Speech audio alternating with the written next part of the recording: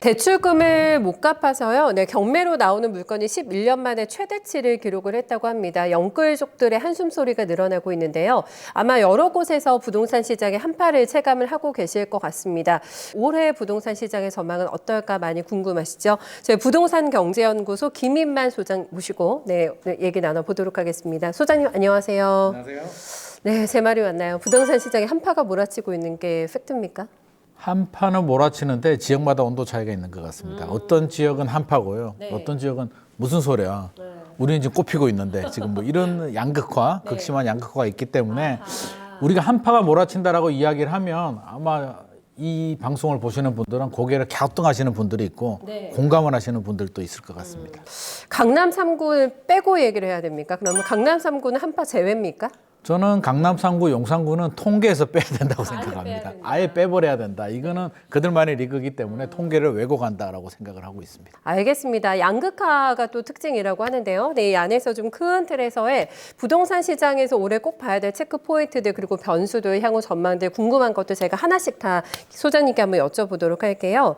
일단은 1월로 놓고 봤을 때 전국 아파트 하락 거래 비중이 거의 45% 육박했다고 합니다. 보니까 6개월째 증가세를 나타내고 있는데 실제적으로 얼마나 좀 이 추세가 이어지고 있는 건지 침체기라고 보는 게 맞을까요, 소장님? 이게 통계를 보면 뭐 침체의 기라고 이제 말할 수도 있는데요. 이게 관점의 차이거든요. 네. 언제 기준에서 보느냐. 2021년 우리 굉장히 뜨거웠을 때, 피크 쳤을 때 비교해 보면 지금이 조정기, 이제 집값이 조정되는 2022년부터 3년, 4년, 올해 5년까지 조정의 터널을 통과하고 있는 거고요. 작년 7월 또 급등 한번 했었잖아요. 그렇죠. 그때와 비교해 보면 지금이 굉장히 약세, 많이 떨어졌다라고 하는데 또 반대로 생각해 보면 이제 집을 사지 못하는 실수요자 입장에서 본다면 네. 이게 무슨 떨어지는 가격이냐. 그럴 수 있죠. 2019년, 2018년에 5억 하던 집이 지금 12억 하다가 10억으로 떨어진 게 떨어진 거냐라고 이제 말씀하시는 분들이 있습니다. 그래서 관점의 차이가 이제 굉장히 극명하게 갈려지고 있고 한국 부동산은 주간 통계를 보게 되면 일단 약세는 맞습니다. 근데 통계가 사실은 이제 왜곡이 일어나는데 우리가 학교 다닐 때 이제 반평균이 나오잖아요. 반평균이 80이면 내 점수는 몇 점일까요? 몇 점일까요? 알 수는 없잖아요. 내 점수가 열심히 하면 내가 공부 잘하는 친구 같으면 95점, 100점이 될 수도 있고 공부 못하는 친구는 60점, 70점이 될 수도 있는데 집에 가서 성적표를 들고 가면 이제 부모님 반응도 다르잖아요. 95점 맞는 친구가 90점 맞으면 야단을 맞는 거고 60점 맞는 친구가 70점이 되면 칭찬을 받는 것처럼 부동산도 이렇게 상대적인 차이가 심한데 일단 서울 통계를 보면 서울 지나고 이제 통계가 나왔는데요. 설날이 이제 우리 터닝 포인트 역할을 해주거든요. 서울 추석이 지나면 시장 분위기가 조금씩 바뀝니다. 왜 그러냐면 이제 일주일 정도 쉬잖아요. 쉬면서 머리도 좀 생각을 하고 친구들 만나고 친척들 만나서 이야기를 하다 보면 결국에는 이제 또 집값 얘기로 또 최종적으로 이제 가는데 작년 2024년 생각해 보면 2024년 설날 지나고 거래량 늘어났거든요. 추석 지나고 거래량 꺾였습니다. 공교롭게도. 그렇죠? 2023년도 그랬습니다. 네. 설 지나고 거래량 늘어나서 이렇게 상승 곡선 그리다가 추석 지나고 꺾였거든요. 그래서 이번에도 설 지나고 또 늘어나는 거 아니냐라는 이제 의견들이 있었는데 지금 통계를 보면 서울이 4주 연속 0% 보합에서 0.02% 상승 전환됐어요. 설 지나고. 그래요? 네. 그래서 또 상승 전환하는 거 아니야? 라는 이야기들이 나오는데 네. 속을 좀 들여다보게 되면 이제 온도 차이가 미묘하게 갈려집니다. 어떻게요? 서초구가 0.06%고요. 송파구는 0.13%입니다. 그러니까 강남 3구가 서울의 평균을 끌어올렸다. 그러니까 공부 잘하는 친구가 있는데 95점 맞던 친구 3명이 100점을 맞은 겁니다. 그래서 반평균이 조금 올라갔는데 나머지 친구들은 성적이 어디가 올랐어? 라는 분위기. 그래서 서울 외곽 지역이나 수도권, 지방으로 갈수록 여전히 하락이다. 그래서 서울은 지금 제가 앞서서 강남 3구 통계에서 빼버려야 된다고 했는데 용산구까지 통계에서 빼버리게 되면 서울도 실질적으로 하락, 마이너스인데 이 상승 지역들이 통계의 왜곡을 지금 불러일으키고 있는 상황입니다. 아, 몇몇 곳에. 네, 요 왜곡이 있다라는 거를 저희가 간파를 꼭 해야겠습니다. 이걸 놓치면 안 되고 전체적인 시장의 하락의 침체기는 맞는데 몇몇 곳은 계속해서 예외가 되고 있는 상황. 그래서 전체적인 통계 왜곡이 조금 있다라는 부분을 언급해 주셨는데 어쨌든 침체기는 맞다라고 얘기를 해주셨기 때문에 원인이 뭘까? 네, 왜 그러지라는 거를 저희가 캐치를 해야 되잖아요. 네, 어디에 있다고 보세요? 많은 분들이 이제 뭐 대출 규제 얘기를 하는데요. 물론 대출 규제 영향도 있습니다. 있는데 대출 규제 하나만 가지고 이제 이 현상을 해결하기는 어렵겠죠. 설명하기는 어렵습니다. 왜냐하면 문재인 정부 시절 있잖아요. 2017년에서 2021년을 생각해 보면 그때 대출 규제 안 했을까요? 했겠죠. 더 많이 했죠. 강도는 조금 약했을까요, 그때가? 그때가 DSR은 적용되지 않았는데 전방위적인 규제 내용을 본다면 그때가 더 무섭게 몰아쳤던 종부세도 더 무겁게 매겼고요. 지금은 양도세 중과세 유예를 하고 있는데 그때는 양도세 중과세가 적용이 됐죠. 그러면 규제 지역에 3주택을 가지고 있으면 최고 세율이 82.5%. 10억이 남으면 8억 원을 국가에 세금을 내야 되는데 이제 그런 무시무시한 시절인데 집값이 올랐습니다. 그래서 대출 규제 하나만 가지고 지금 뭐 이게 모든 현상을 해결하기는 어렵고 이렇게 보면 쉽게 이해가 될 것 같습니다. 우리 마라톤 생각해 보면 42.195 마라톤 뛰어요. 뛰고 나면 어떻게 해야 될까요? 숨차죠. 숨차죠. 쉬어야죠. 많이 쉬어야 되잖아요. 제가 볼 때는 한 일주일 정도. 저처럼 저질 체력이면 한 일주일은 푹 쉬어도 한 달 정도. 우리 아나운서님은 이제 한 달을 쉬어야 되는데 서울 아파트 시장을 보면 상승기가 보통 7년에서 8년 정도 갑니다. 그러면 2015년에서 2021년까지가 상승기. 사이클이었고요. 2022년에 이제 꺾였는데 항상 꺾일 때는 뭔가 계기가 있잖아요. 2022년에는 금리가 가파르게 올라가면서 이제 시장 분위기가 꺾였고요. 더 옛날로 돌아가게 되면 노무현 정부 시절 또 이제 집값이 많이 올랐습니다. 2002년, 2003년부터 2007년, 8년까지 올랐는데 그때도 7, 8년 오르고 나니까 미국에서 글로벌 금융위기 빵 터지면서 또 꺾였죠. 그래서 공교롭게도 이제 7년, 8년 지나면 쉬어갈 때 이제 뺨 한 대 때려주는 이벤트가 생기는데 이번에는 금리가 올라가면서 이제 한번 쉬었고요. 그러면 한 4년 정도 쉬거든요. 통상적으로. 그러면 2022년, 3년, 4년, 올해 5년. 그러면 물론 이 사이클이 수학 공식처럼 딱딱딱 맞아떨어질 수는 없습니다만 쉬어가는 타이밍이라면 2025년까지 쉴지 2026년까지 쉴지 아니면 상반기까지 쉴지는 또 여러 가지 변수들 금리라든지 트럼프 정책, 국내 정치 불확실성 여러 가지를 따져봐야 되겠으나 지금은 쉬어가는 게 지극히 정상이다. 그러면 우리가 쉰다는 게 이제 보합흐름인데 보합을 이론적으로 보면 이제 평행선이라고 생각하지만 현실은 그렇지가 않습니다. 등락을 거듭하는 올랐다 내렸다 올랐다 내렸다를 반복하는 거죠. 2024년 작년 보면 어때요? 근데 그 폭이 크지는 않을 거 아니에요. 그렇죠? 보합권이라는 거. 완전 상승장보다는 완전 상승장 때는 이제 지속적인 상승 그래프를 그립니다. 그렇다고 이제 계속 올라가진 않고 좀 올라가다가 잠깐 쉬다가 올라가다 쉬다가를 7년 정도 지속이 되는 거고요. 조정장은 올랐다가 내렸다. 올랐다 내렸다 등락을 거듭한다는 거죠. 2023년, 2024년 모두 올랐다 내렸다 등락을 거듭했기 때문에 많은 분들이 종잡을 수가 없다. 이거 아니 어느 장단에 춤을 춰야 되지라고 하지만 우리가 나무를 보지 말고 숲을 본다면 아 조정의 터널을 통과하고 있구나. 조정의 터널의 특징이 올랐다 내렸다 등락을 거듭하는구나. 그럼 지금 또 좀 작년 여름 때 많이 올랐다가 2024년 여름에 많이 올랐다가 찬바람 불면서 꺾였죠. 지금 또 이제 뭐 0%대 보합 흐름 이렇게 유지하고 있는데 좀 더 지속이 되다가 또 다른 이벤트가 생기면 또 거래량이 좀 늘어날 수도 있는데 제 생각에는 폭발적인 거래량 증가로 이어지기는 어렵겠다. 아직까지는 좀 더 쉬어야 된다.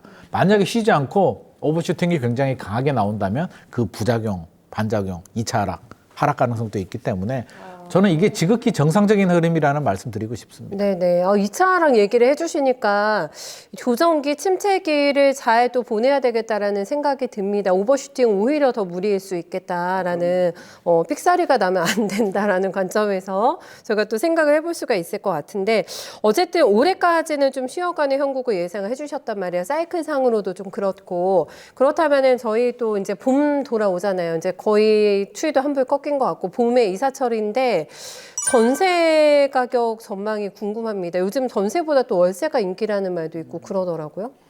월세 시대가 이제 도래한 것 같고요. 네.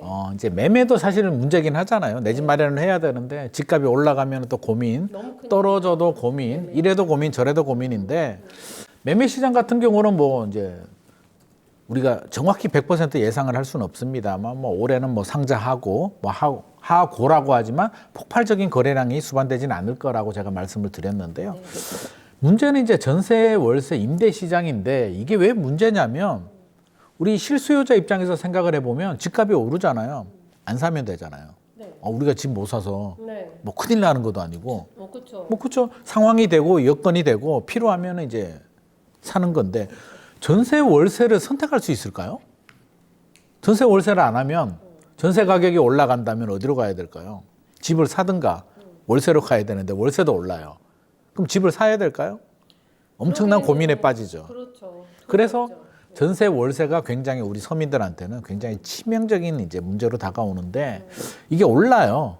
올라가는데 물론 물가가 올라가고 매매 가격이 올라가면 뭐 전세 가격이 올라가는 건 맞는데 최근에 통계를 보면 크게 올라가진 않거든요. 전세도 뭐 0.0%, 0.01% 이렇게 나오는데 저는 이런 말씀 드리고 싶어요.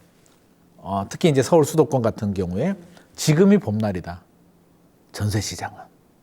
그래요? 네, 앞으로가 문제가 될 겁니다. 왜? 전세 가격은 이제 올라간다고 제가 말씀을 드렸는데요. 네. 전세가 떨어질 때는 언제가 떨어질까요? 전세 가격? 전세 가격이 떨어질 때 네. 언제 떨어질까요? 전세 가격은. 월세 수요가 높아지면? 월세 수요가 높아지면 떨어질 수도 있는데 쉽게 생각하면 물량이 많이 나올 때. 물량이 많이 나올 때 입주 물량이 많이 나오게 되면 네. 물량 앞에 장사가 없잖아요. 두 번째, 2022년 생각해 보면 그때 전세가 떨어졌거든요. 네, 네. 왜 떨어졌을까요? 금리가 갑자기 많이 올랐어요. 금리 올랐죠. 대출이자 부담이 2배 정도 늘어났거든요. 1년 만에. 네.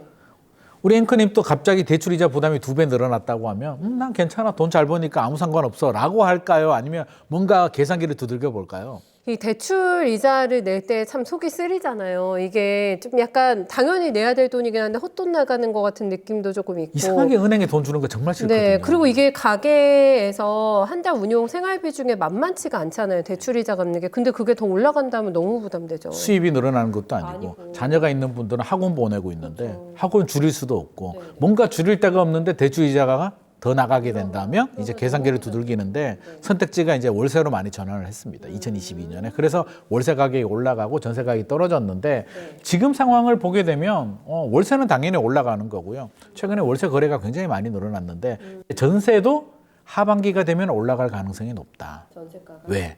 지금 입주 물량이 지금이 가장 많거든요. 올림픽파크 포레온 12,000세대도 나오죠. 네. 강남에 뭐 원펜타스 이런 물량들, 또 강북으로 가면 레미안, 라그란데, 이문, 휘경 쪽에도 물량들이 많이 나옵니다. 공교롭게도 지금이 물량이 제일 많아요. 최근 5년간의 흐름을 보게 되면 네. 서울 네. 하반기 내년 되면 물량이 급감하거든요. 이제 올림픽파크 포레온 같은 경우는 약간 좀 특이한 경우가 보통 물량이 많이 나오면 이제 전세가격이 떨어지거든요. 네. 올림픽파크 포레온 12,000세대가 안 떨어졌어요. 왜 안 떨어졌냐면 신축 아파트거든요. 집주인이 생각을 해보니까 실거주 의무도 3년 적용됩니다. 네. 월죽신인데 얼어 죽어도 신축 아파트인데 내가 들어가서 살지 왜 전세를 줘야 되지?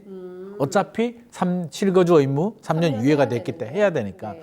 내가 살고 있는 다른 집을 네. 전세를 주고 새 아파트로 들어가는 겁니다. 그러니까 물량 자체가 굉장히 희귀하고요.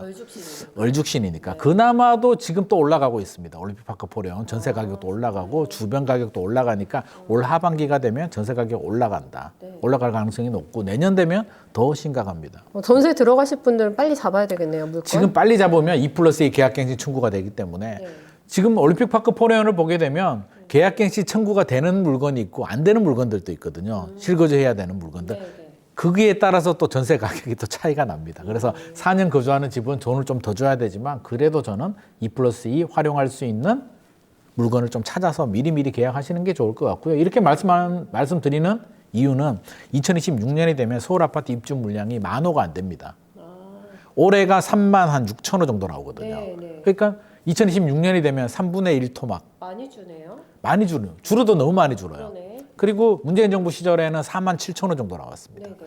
그래서 그때보다 줄었는데 내년부터 언제까지 적어도 2028년까지는 입주 물량이 계속 낮아진 상태로 유지가 된다는 거죠. 그러면 어떤 일이 발생할까요? 전세 가격 올라가겠죠. 전세 가격 올라가면 전세 가율이라고 하잖아요. 매매 가격은 폭등하지는 않는데 전세 가격이 빠르게 올라가게 되면 전세 가율이 올라갑니다. 전세 가율이 올라가면 결국에는 매매 가격을 밀어올릴 가능성이 저는 상당히 높다고 집값 생각합니다. 상승을 또 이제 부추기는 요인이 될 것이다. 요인이 될 수도 있기 때문에 이 문제를 지금 정부도 빨리 해결을 해야지. 0.01% 괜찮은데 마음 놓고 있다가는 순식간에 큰일이 발생할 수도 있다는 점 말씀드리고 싶고, 월세는 계속 올라갑니다. 월세 시대를 이제 거부할 수는 없는 시대가 됐습니다. 과거 같으면 이제 그러지 않았나요?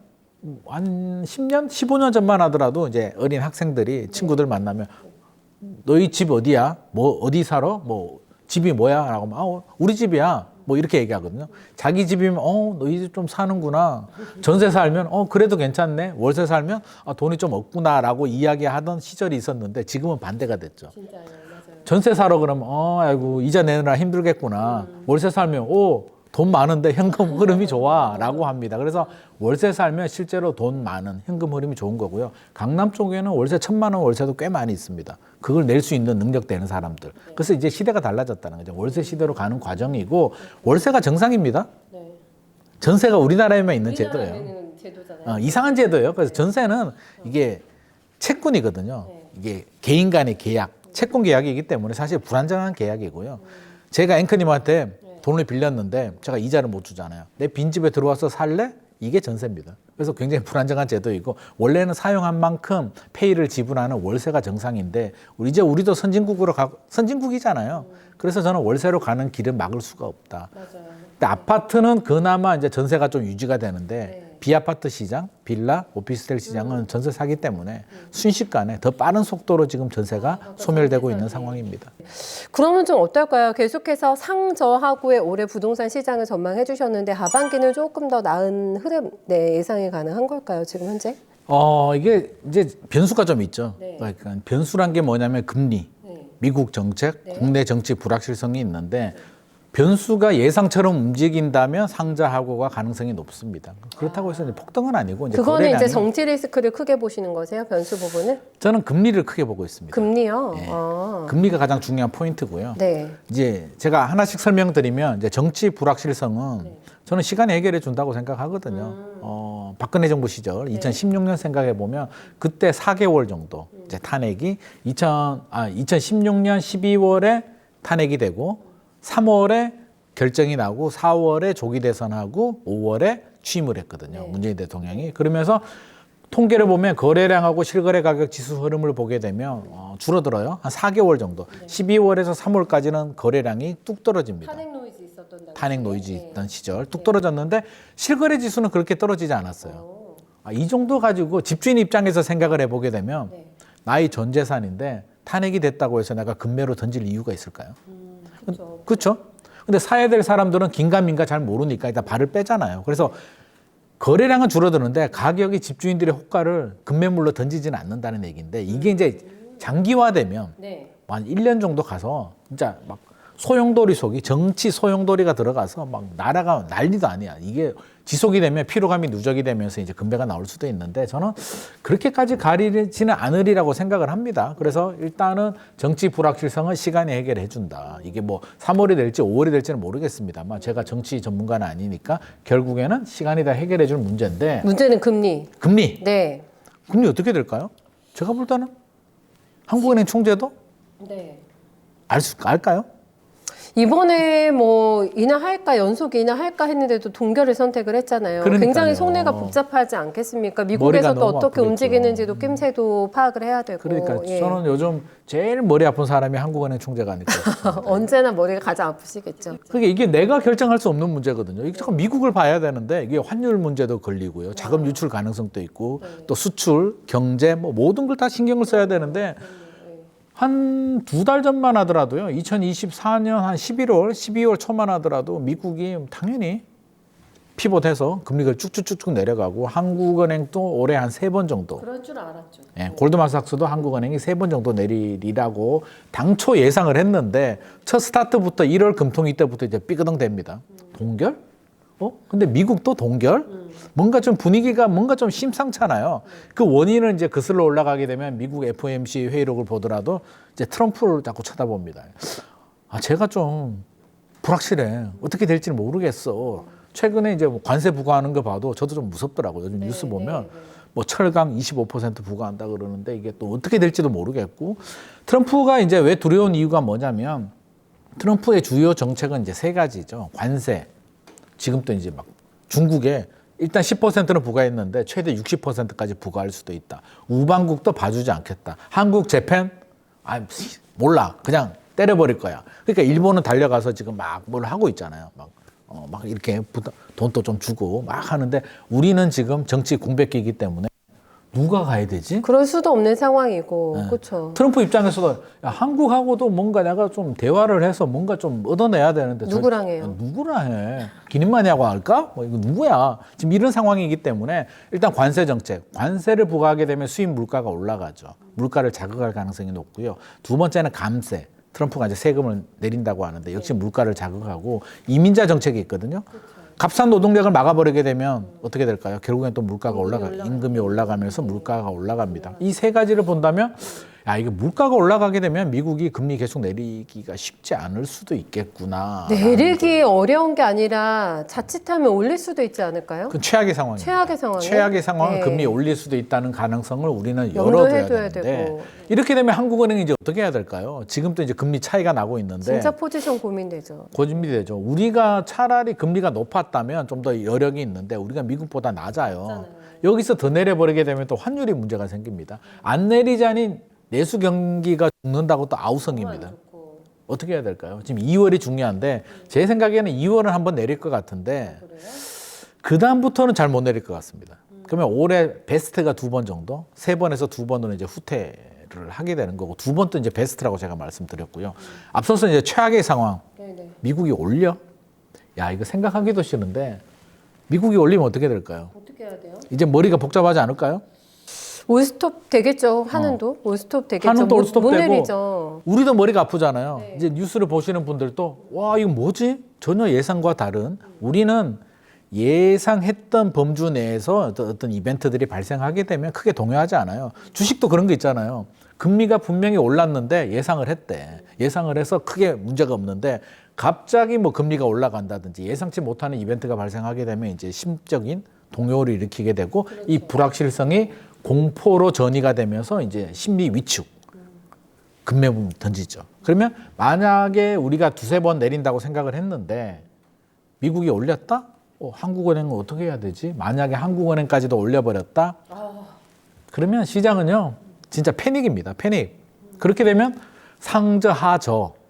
상저하저가 될 수도 있고요. 이 저는 더 낮습니다. 상반기보다 더 떨어지는 하락이 될 수도 있기 때문에 제가 금리가 중요하다는 말씀을 드리고 있고요. 변수다. 근데 확률로 보면 설마 올릴 확률보다는 그래도 1-2번 정도는 내릴 확률이 높겠다는데 베팅을 하기 때문에 일단은 상저하고 전망은 유지를 하는 거고요. 대출금리도 중요합니다. 작년에 한국은행이 분명히 금리를 내렸잖아요. 대출금리는요? 안 내렸어요. 오히려 더 올랐어요. 1%포인트 더 올라갔습니다. 이거는 무슨 시츄에이션이지? 기준금리가 2번 내렸는데 0.5%포인트, 50bp가 내렸는데 대출금리는 1%포인트가 올라갔습니다.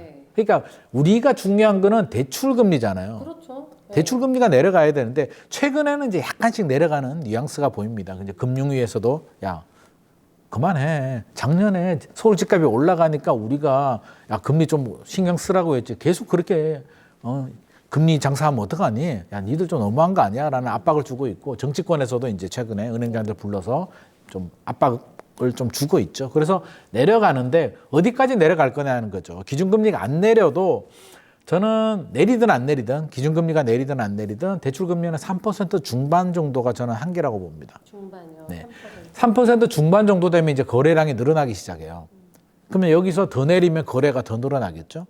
정부가 걱정하는 게 뭘까요? 정부가 부동산 시장에서 정부가 생각하는 서울 수도권 집값의 베스트는 뭘까요? 서울 크게 떨어지지도 않고 크게 올라가지도 않고 그냥 어떻게 보면 지금 같은 상황.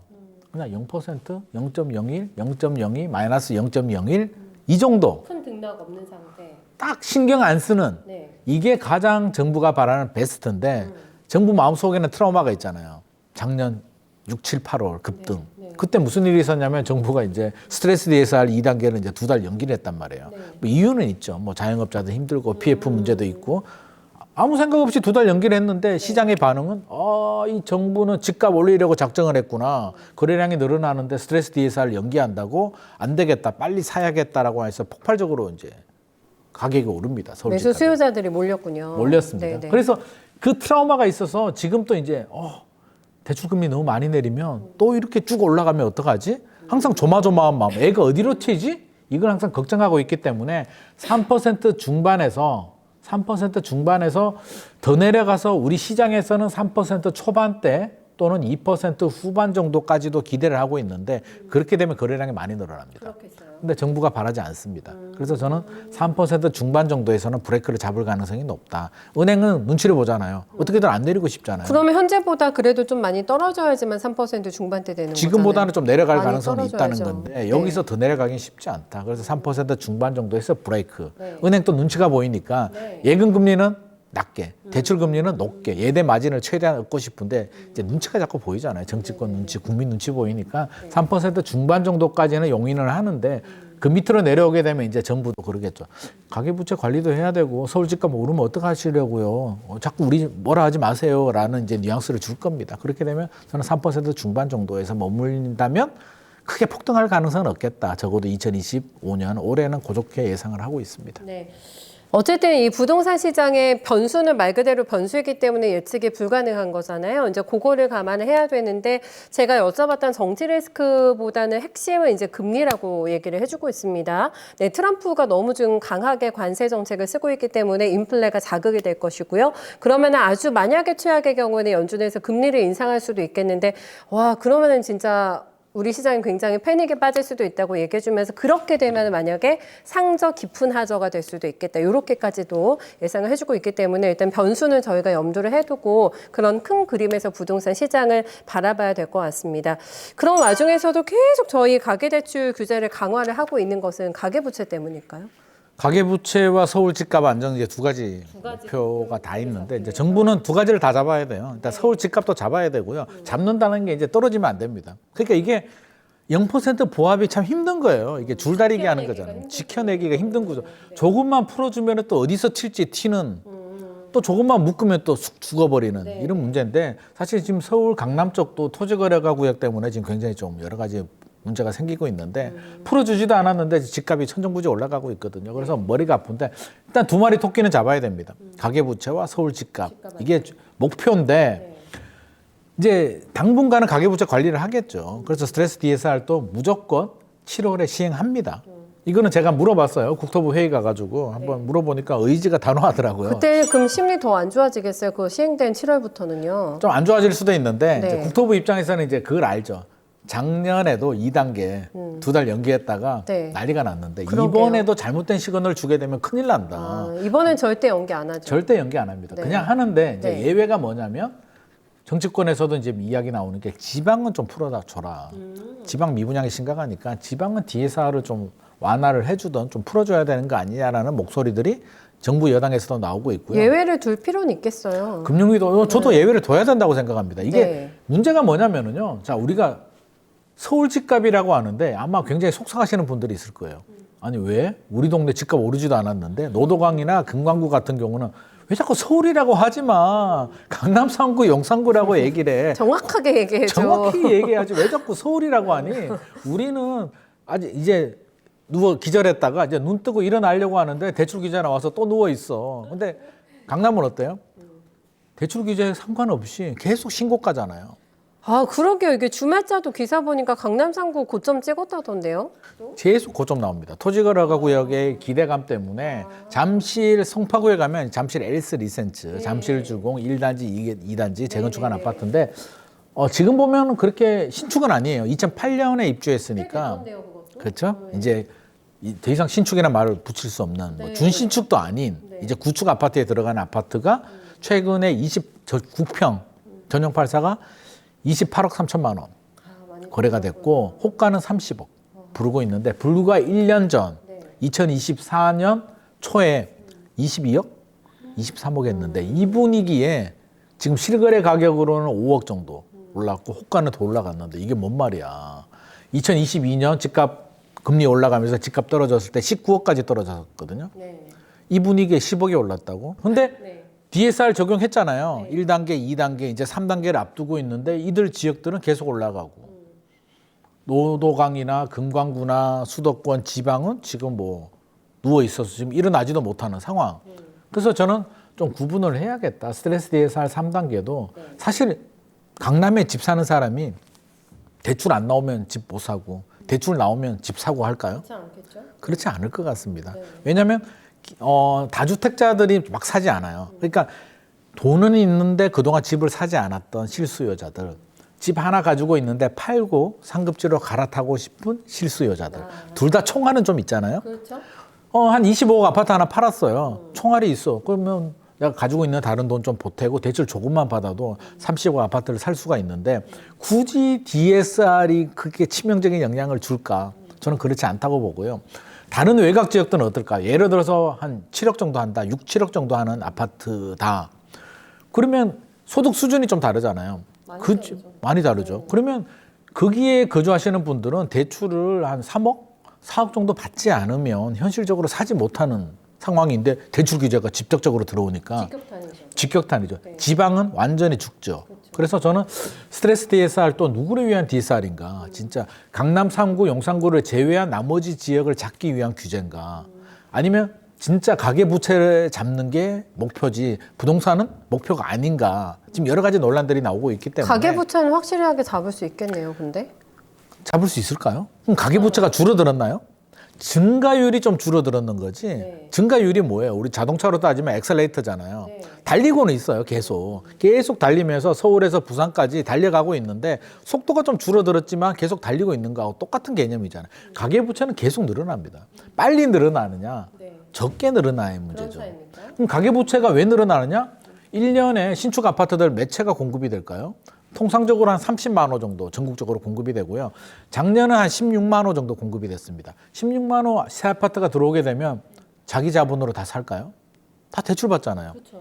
그러면 기본적으로 아파트가 신규 아파트 분양하고 입주한다는 얘기는 기본적으로 가계부채가 늘어날 수밖에 없는 구조인데 이거를 총량 규제를 한다고 하니까 제가 볼 때는 헛다리 짚는 거 아닌가 싶은 생각도 들고요. 진짜 문제는 뭐다? 연체되는 거.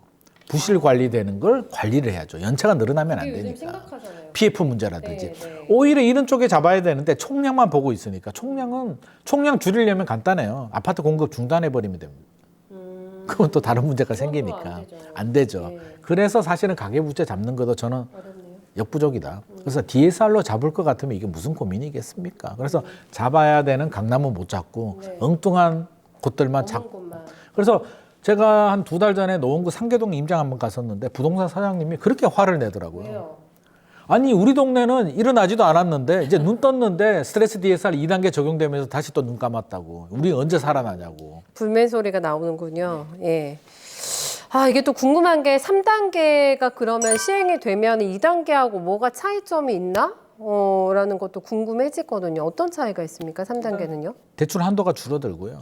한도가 가상금리를 이제 1.5%까지 최대 적용되게 되는데 스트레스 DSR이 뭐냐면 2022년에 우리가 경험했잖아요. 예상치 못하는 금리 인상이 되니까 여러 가지 문제들이 생기니까 미리 가상금리를 적용해서 네. 리스크 관리 한도를 미리 줄여버리는 거예요. 오르지도 않은 금리를 미리 적용해서 한도를 줄여버리는 건데 이제 3단계가 되면 좀 줄어들긴 하죠. 연봉 5천만 원 정도 되는 분이 2단계 때 3억 5,700만 원 정도 대출을 받을 수 있는 분이라면 3단계 되면 3억 2,300만 원으로 좀 줄어듭니다. 그리고 2단계 때만 하더라도 이제 신용대출, 주택담보대출을 잡았다면 3단계 되면 기타 대출까지도 같이 포함하기 때문에 대출 문턱은 더 줄어들죠. 그래서 대출 받으실 분들이라면 3단계 시행되기 전에 미리 좀 받는 것도 좋은 방법이 아닐까 싶습니다.